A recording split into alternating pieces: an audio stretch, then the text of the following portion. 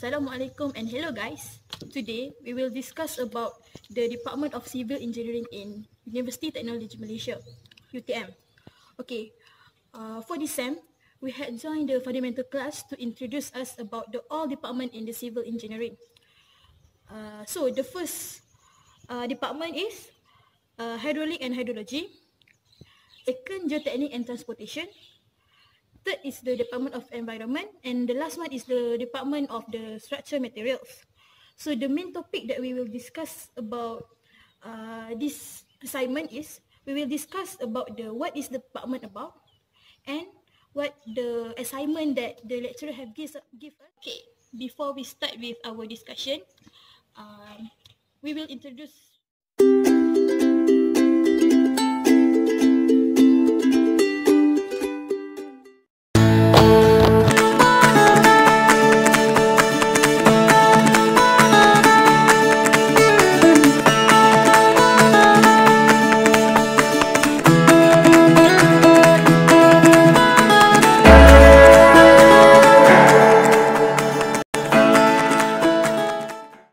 Okay guys, we will start our discussion with the Department of Hydraulic and Hydrology.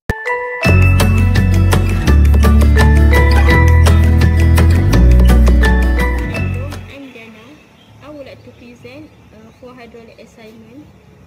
For hydraulic assignment, we need to make a change in the area of Sungai Besar Kelantan to provide new land areas in place of the eroded coastlines and to allow the access for boats into the river at all times. There are several methods of reclamation that we can use, such as dry method, hydraulic reclamation method, rehandling from a rehandling pit, hydraulic filling, sand spreading, and pumping inside the valve. For our location, I think dry method probably suit our location as we know Sungai Besar Kelantan exposed to northeast monsoon, strong northeast monsoon from November until January. I will show you our slide. The area that we need to make changes to provide new land areas and to allow access for boats into the river. This is the picture before and after we make the changes to that area. Dry method probably suits our chosen location as it extends the land towards the sea. We decided to use cement and rubber monoblock armor. Cement is quite strong to withstand any applied pressure. First layer is geotextile that acts as protection of erosion and can prevent leaching of material and also easily placed underwater.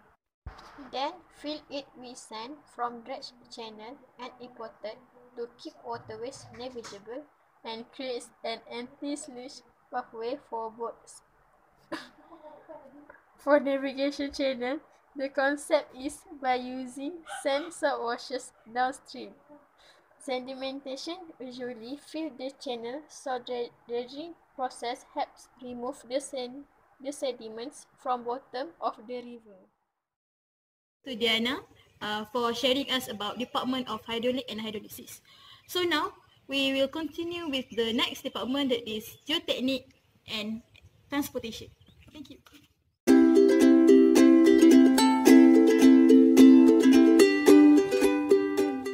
Okay, next I'm going to explain about geotechnical engineering. Geotechnical engineering is the branch of civil engineering concerned with the engineering behavior of earth material.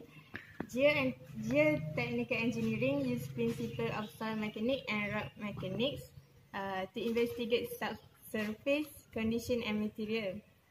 Construction on soft ground area is a great challenge in the field of geotechnical engineering. So to improve the poor soil, we compact the soil using jet grouting method. Jet grouting method involves injecting a continuous selected mix of cement grout at high pressure from a nozzle to cut into the surrounding subsoil, mixing and replacing it with cement slurry to form a hardened cemented mass. In the case of a single fluid system, the water cement grout is injected into the ground through one or more nozzles. The jetting fluid is grout which performs the three functions of loosening the soil, removing the excess, and providing the binder. Here, the soil remolding and subsequent cementation are done by the same fluid. In double fluid system of jet grouting, the soil disaggregation and cementation are carried out by a single fluid, which is the water cement grout. But the difference is that the jet of grout is sent to an area of air that enhances the effectiveness of reducing the energy loss. Here, the excess soil is removed by the action of the airlift. In triple fluid system of jet grouting, the soil remolding and cementation are clearly separated. The soil loosening is done by high velocity water jet and air, while in the case of the incorporation of the binder, it is delivered by a simultaneous jet of low pressure grout emerging from a lower part nozzle. Thank you to Nabilah for explaining to us about the Department of Geotechnics and Transportation. Next, I will invite Syurializa to explain about the Department of Environment.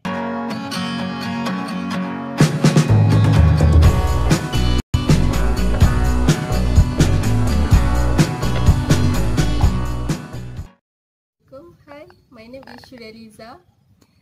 I will explain to you about environment, and I take air pollution as my subject.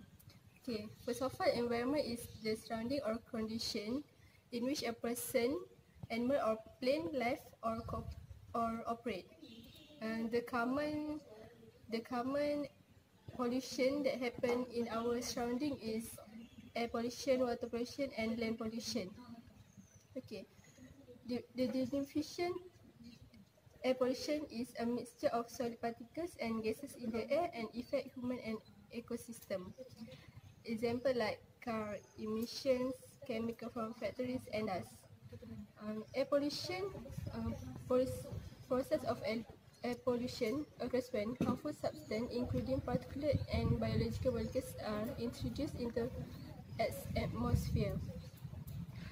It will cause disease, allergies,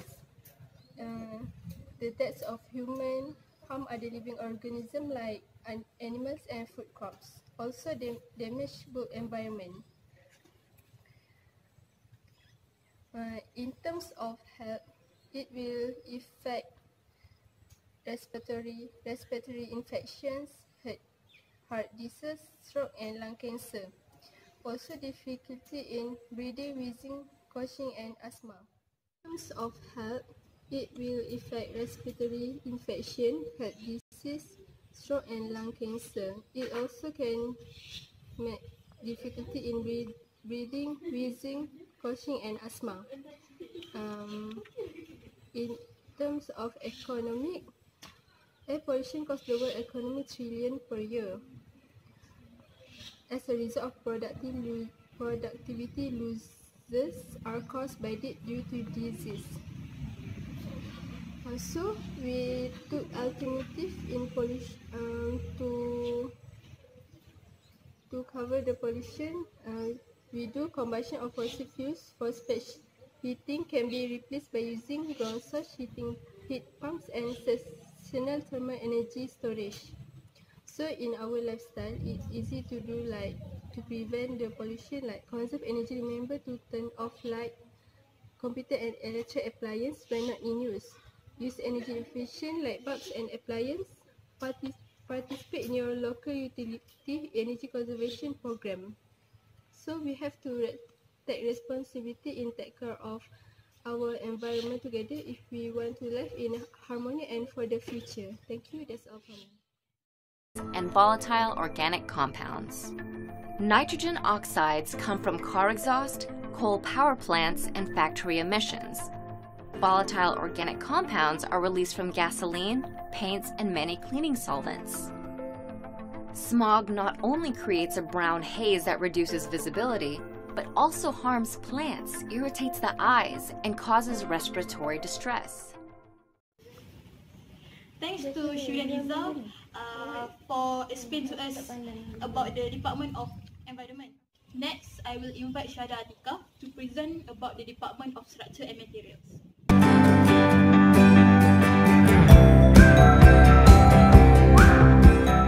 Ever wonder how tall buildings can withstand windy days? Or why bridges don't collapse when large trucks drive over them? Well, the answer is structural engineering. I'm Suhaida. Now I want to explain about the structural engineering and what structural engineer do. Okay, first of all, structural engineering is a sub-discipline of civil engineering, which is structural engineering is focusing on the framework of the structure and on designing those structure with structural engineering is focusing on the framework of the structure and on designing those structure to withstand the stresses and the pressure of the environment and remain safe, stable, and secure throughout their use. Next, in other words, structural engineer make sure the building do not fall down and bridge do not break. Next, structural engineering is the oldest types of the engineering, dating back to the first instance of the three branches being laced together with the veins to make a shelter. By the theory, based on the applied physical law and empirical knowledge of the structural performance of the different material and geometries. That is the theory of the structural engineering. Structural engineering is based upon applied physical law and empirical knowledge of the structural performance of different material and geometry. Structural engineering is designing utilize a number of the relatively simple structure element to build complex structural system, which is structural element is beam, columns, truss, and others.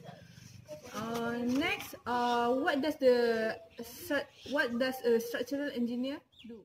Okay, what does structural engineers do is the majority of the structural engineer work primarily as a consultant to architect or design building contractor, which is the architect or design builder come out with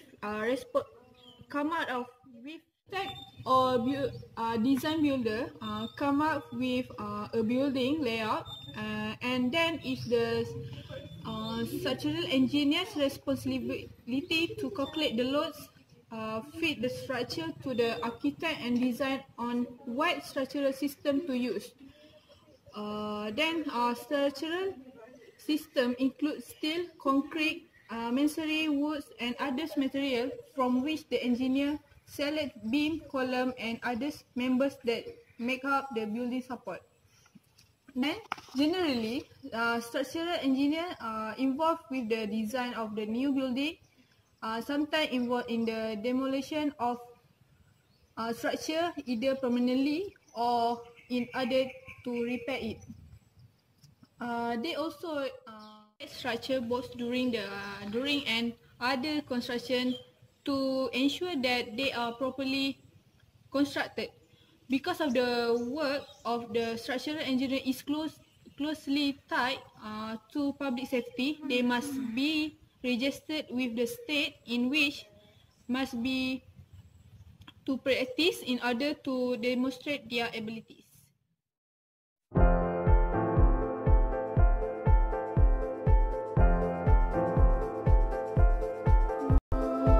My dad, actually. I wanted to be a barber or a chef in high school. Wasn't quite sure, and Dad convinced me, no, go become a drafter. That's what our family friend did. Glad that I chose that option now. Knowledge. There's so much you need to learn, so much knowledge to attain. This can be advantage or disadvantage because you'll learn so much, but it's a job that you can that keeps on giving. I wish I did more construction growing up. I grew up on a sugarcane farm, so I got to do quite a fair bit of construction, but I wish I did more. That's all from us.